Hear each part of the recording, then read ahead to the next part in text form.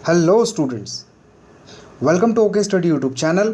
Current affairs daily dose के episode number 2 में आप सबों का स्वागत है। आज हम आपके लिए लेकर के आए हैं 5 MCQs यानी कि मल्टीपल चॉइस क्वेश्चंस। तो चलिए बिना देरी किए इसको शुरू करते हैं। पहले क्वेश्चन में, देवनहल्ली चकोटा नामक फल का GI टैग इनमें से किस राज्य को प्राप्त है? Option A Kerala, option B Puducherry, option C Karnataka and option D Tamil Nadu.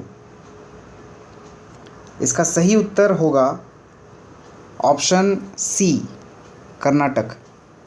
Bangalore देहात और उसके आसपास के क्षेत्रों में ये चकोटा नामक जो फल है, स्थानीय रूप से इसको देवनहल्ली चकोटा की बजाय सिर्फ चकोटा कहा जाता है।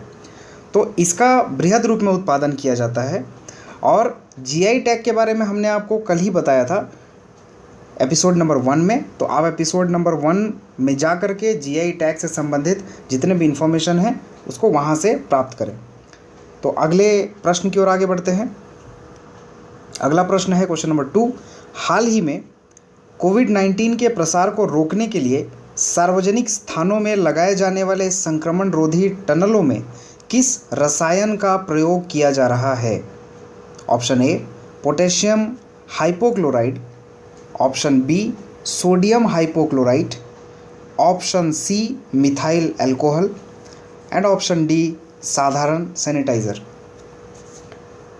इसका सही उत्तर होगा ऑप्शन बी सोडियम हाइपोक्लोराइट। आपने कई बार इसके बारे में न्यूज़पेपर के माध्यम से या न्यूज़ चैनल्स के माध्यम से सुना होगा। स्वास्थ्य मंत्रालय ने इसके साइड इफ़ेक्ट्स को लेकर के थोड़ा संदेह व्यक्त किया था, किंतु हाल ही में ICMR ने ये कहा कि यदि सावधानीपूर्वक इस रसायन का इस्तेमाल किया जाए तो इससे निश्चित तौर पे कोविड-19 से लड़ने में हमें मदद मिलेगी। तो अगले प्रश्न की ओर आगे बढ़ते हैं। Question number 3। यूरोपीय यूनियन में कुल कितने सदस्य देश हैं?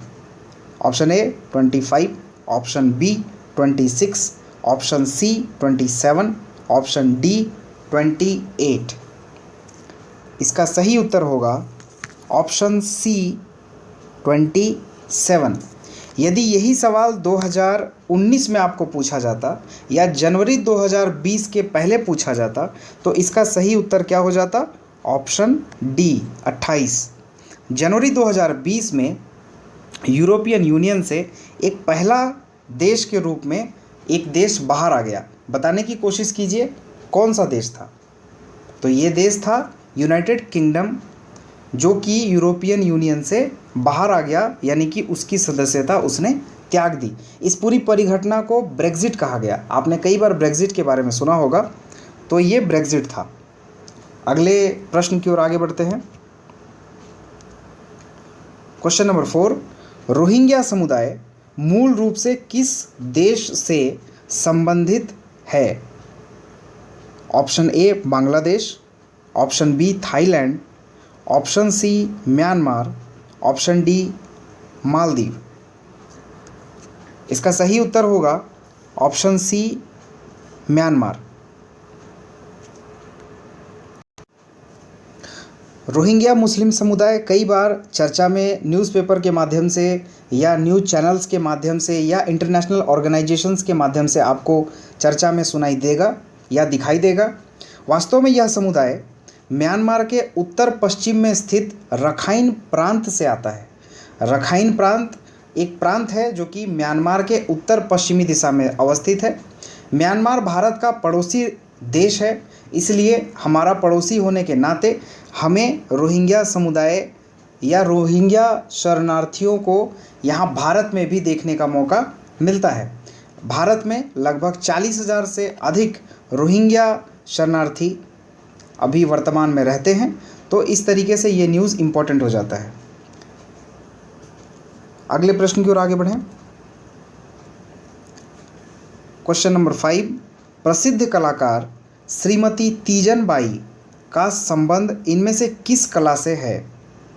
ऑप्शन ए छत्तीसगढ़ के पंडवानी नृत्य, ऑप्शन बी ओडिसी नृत्य, ऑप्शन सी झारखंड बंगाल उड़ीसा के छऊ नृत्य या ऑप्शन डी केरल के मोहिनी अट्टम नृत्य से। इस प्रश्न का सही उत्तर होगा ऑप्शन ए, छत्तीसगढ़ के पंडवानी नृत्य से।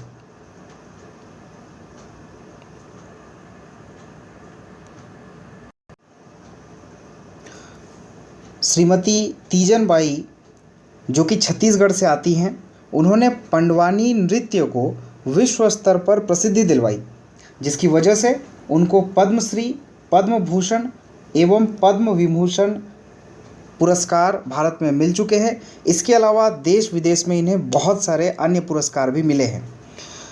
तो फ्रेंड्स, आज के इस सेशन में इतना ही। हमारे साथ लगातार बने रहिए ओके स्टडी यूट्यूब चैनल में।